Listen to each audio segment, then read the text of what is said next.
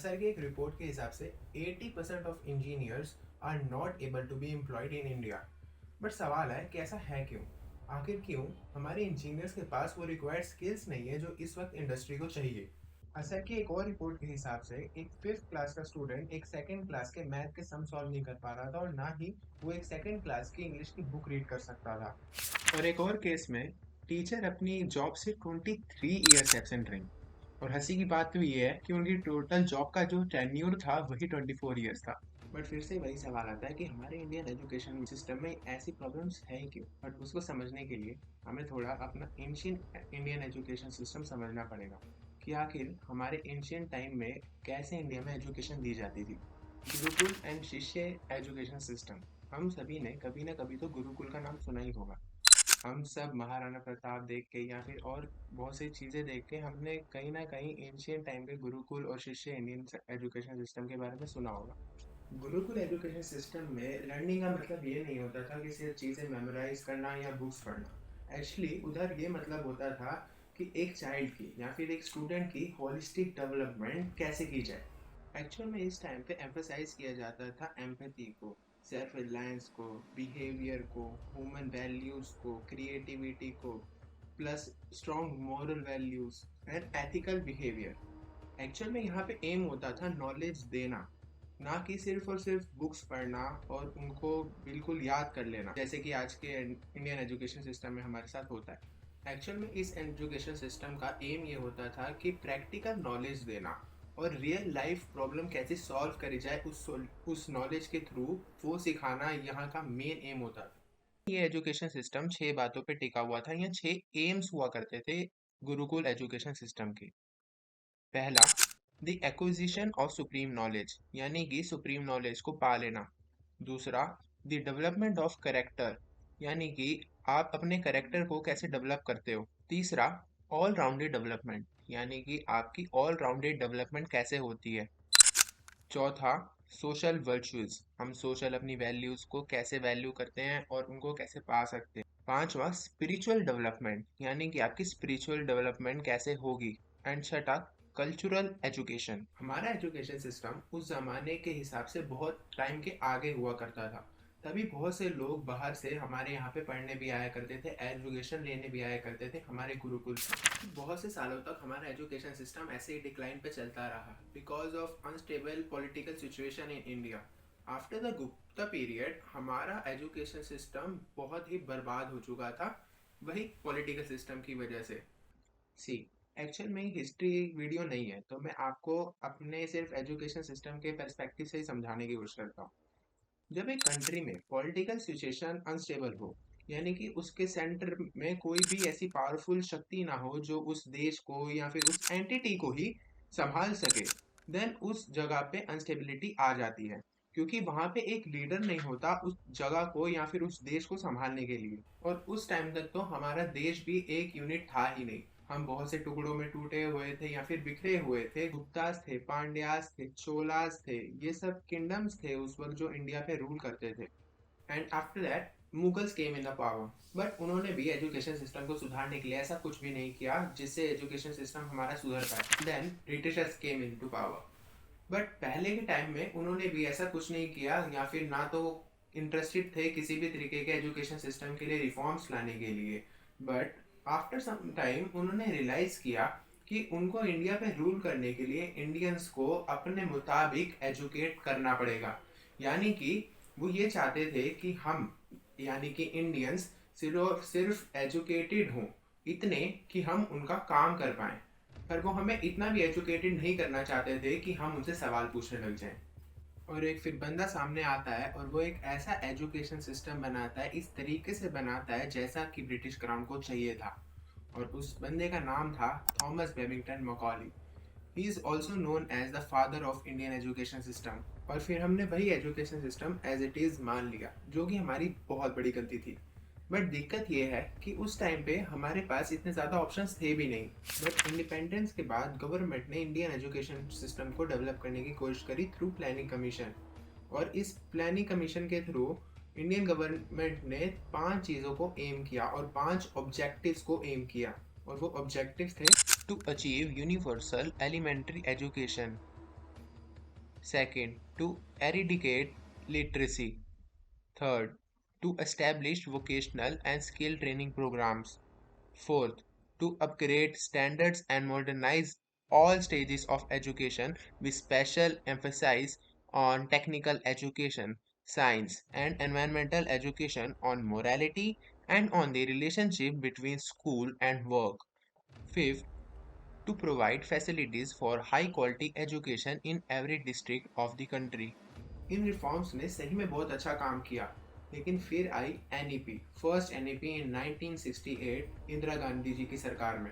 Based on the recommendations and report of Kothari commission, Indira Gandhi ji की सरकार ने एक फर्स्ट एनईपी को जारी किया था, यानी कि फर्स्ट एनईपी को अनाउंस किया था। और इस एनईपी का, फर्स्ट एनईपी का ये मकसद था कि रेडिकल रिस्ट्रिक्शन हो और पूरे इंडिया में इक्वल अपॉर्चुनिटी मिले एजुकेशन की सबको, जिसकी मदद से हम nationally cultural and economical development कर पाए। इस पॉलिसी का ये एम था कि जो चिल्ड्रन है अप टू 14 ईयर, उन सभी को कंपलसरी एजुकेशन मिल पाए और हम सब उन सबकी कंपलसरी एजुकेशन फुलफिल कर पाए हमारे रिसोर्सेज के द्वारा। और इसी एनईपी में एक और पॉलिसी थी जिसमें एम्फसाइज किया गया था कि रीजनल लैंग्वेजेस को सीखा जाए, और एक फॉर्मूला लेके आया गया था, 3 लैंग्वेज फॉर्मूला, जिसके अंदर इंग्लिश को मेन और स्टेट लैंग्वेज बोला गया था, और उसके साथ ही साथ हिंदी भी एक कंपलसरी लैंग्वेज थी, और उसके साथ बच्चे अपने हिसाब से अपने रीजन के हिसाब से अपनी लैंग्वेज चूज कर सकते थे। पर बाद में जाके हिंदी लैंग्वेज को अडॉप्ट करना एज अ कंपलसरी लैंग्वेज थोड़ा कंट्रोवर्शियल हो गया था, लोग इसका ऑब्जेक्शन भी कर रहे थे। बट गवर्नमेंट का असल में हिंदी को अडॉप्ट करने का ये एम था कि हम अपनी रीजनल लैंग्वेज तो सीखें ही, बट उसके साथ ही साथ इंडियंस की एक अपनी एक लैंग्वेज हो जो हिंदी हो। गवर्नमेंट ये चाहती थी कि हिंदी लैंग्वेज एक नेशनल लैंग्वेज बन जाए जो सब इंडियंस को रिप्रेजेंट करे और सब इंडियन उसको यूज भी करे। और इस पॉलिसी ने इंकरेज करा था कि संस्कृत लैंग्वेज को भी सीखा जाए, क्योंकि वो एक इंडियन एंशिएंट लैंग्वेज है और वो हमारे हेरिटेज को रिप्रेजेंट करती है। And last but not the least, इस पॉलिसी का एक और एम था कि इंडियन नेशनल इनकम में से 6% ऑफ इनकम हम अपनी एजुकेशन को डेवलप करने पे या फिर एजुकेशन सिस्टम पे ही लगाएं। और फिर आई सेकंड एनईपी राजीव गांधी जी की सरकार में, जिसका मेन एम ये था कि वो डिसेबल करे डिस्पैरिटीज को और इक्वलाइज करे opportunities of education specially for the womens. और सोशल इंटीग्रेशन प्राप्त करने के लिए या फिर उसको अचीव करने के लिए इस पॉलिसी ने ट्राई करा कि वो एक्सपैंड करे स्कॉलरशिप्स को और एडल्ट एजुकेशन को और एम्फेसाइज करें, बहुत से टीचर्स एससी कम्युनिटीज से रिक्रूट करें और जो पेरेंट्स हैं उनको इंसेंटिवाइज करें कि वो अपने बच्चों को रोज स्कूल भेजें। और ये एनपीए चाइल्ड सेंट्रिक अप्रोच के साथ ही आगे बढ़ी थी फॉर प्राइमरी एजुकेशन। एंड एक ऑपरेशन लॉन्च हुआ था जिसका नाम था operation blackboard to improve primary schools पूरे नेशन वाइड। ये पॉलिसी ने एक्सपैंड किया था ओपन यूनिवर्सिटी सिस्टम को भी और उसको सपोर्ट भी किया था with Indira Gandhi national open university, जिसको आज की डेट में हम इग्नू के नाम से भी जानते हैं, which had been created in 1985. The policy also called for the creation of rural university model, जो महात्मा गांधी जी की फिलॉसफी पर ही बेस्ड है, to promote economic and social development at grass root level in rural India. इस NEP में भी ये expect किया गया था कि 6% ऑफ जीडीपी हम अपनी एजुकेशन सिस्टम पे स्पेंड करें उसको डेवलपमेंट करने के लिए। और फिर आई थर्ड एनईपी 1992 में पीवी नरसिम्हा राव जी की सरकार में, जो एक्चुअल में सिर्फ एक मॉडिफिकेशन था of 1986 NEP, program of action QA of 1992।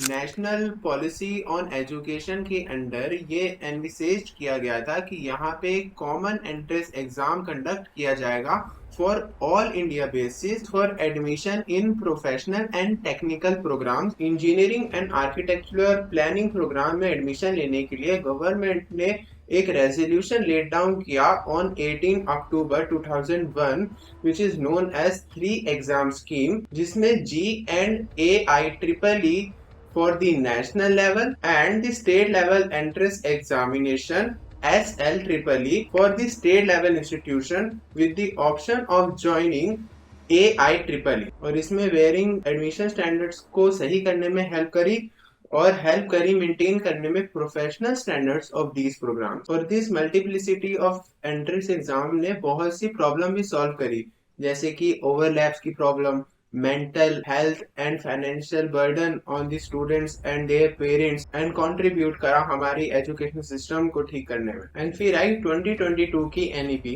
जिसकी बात हम थोड़ी ही देर में करेंगे। ऐसी बहुत सी पॉलिसीज आई गवर्नमेंट की तरफ से, पर हमें फिर भी वो रिजल्ट नहीं मिल रहा था जो हमें चाहिए था हमारी एजुकेशन सिस्टम को सही करने के लिए। From 1950s to 80s primary school के जो नंबर्स थे वो ट्रिपल हो गए थे, and specially primary schools experience कर रहे थे एक रैपिड ग्रोथ, क्योंकि जो स्टेट्स थी वो प्रायोरिटाइज कर रही थी यूनिवर्सलाइजेशन ऑफ एलिमेंट्री एजुकेशन को to fulfil the constitutional directive, जो बात करते हैं प्रोवाइड करने की एक कंपलसरी एजुकेशन हर एक स्टूडेंट को अप टू 14 ईयर्स, जो पहले एक DPSP हुआ करता था, बट अब वो एक आर्टिकल है, यानी कि हमारा एक फंडामेंटल राइट है जो आर्टिकल 21A के अंडर आता है, राइट टू एजुकेशन। आज की डेट में ज्यादातर सब बच्चों के पास प्राइमरी स्कूल्स है with in 1 kilometre from their homes, but वो भी बात है कि या तो इनमें से बहुत से स्कूल अंडर स्टाफ है, या तो उनके पास वो एडिक्वेट फैसिलिटीज नहीं है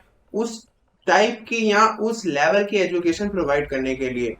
जब गवर्नमेंट ने रिवाइज करी थी पॉलिसी ऑफ एजुकेशन इन 1986, तो उन्होंने प्रण लिया था या बोला था कि 1990 तक जो भी बच्चा 19 साल का होगा उसके पास एटलीस्ट कंपलसरी 4 साल की या 5 साल की एजुकेशन होगी, या तो उसके इक्विवेलेंट होगी। और प्लान तो ये भी किया गया था कि एडल्ट एजुकेशन को बहुत ज्यादा प्रमोट किया जाएगा। Struggle between political parties, industrialist, businessman, students और पॉलिटिलाइजेशन ऑफ एजुकेशन ने हैम्पर्ड किया है ग्रोथ ऑफ एजुकेशन को at every stage, at every level. But फिर वही सवाल आता है, आखिर इतना सब कुछ करने के बाद भी, इतनी सब पॉलिसीज लाने के बाद भी हमारे एजुकेशन सिस्टम के साथ आखिर मेन प्रॉब्लम क्या थी? आखिर क्यों हमें वो रिजल्ट्स नहीं मिल रहे थे जो हमें चाहिए थे या जो हमने सोचे थे?